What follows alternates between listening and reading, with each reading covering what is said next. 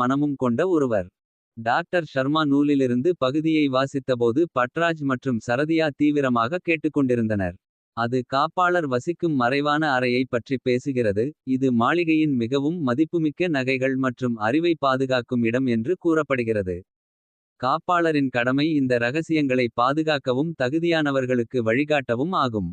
காப்பாளரின் அறை இன்னும் இருக்கிறதா என்று நீங்கள் நினைக்கிறீர்களா? சரதியா கேள்வியுடன் ஆர்வம் கொண்டாள். டாக்டர் ஷர்மா தலைநிமிர்ந்து ஆம் நான் அப்படி நினைக்கிறேன். நீங்கள் இருவரும் அதை கண்டுபிடிக்க முடியும். புதிய உறுதியுடன் பட்ராஜ் மற்றும் சரதியா காப்பாளரின் அறையை தேடத் தொடங்கினர்.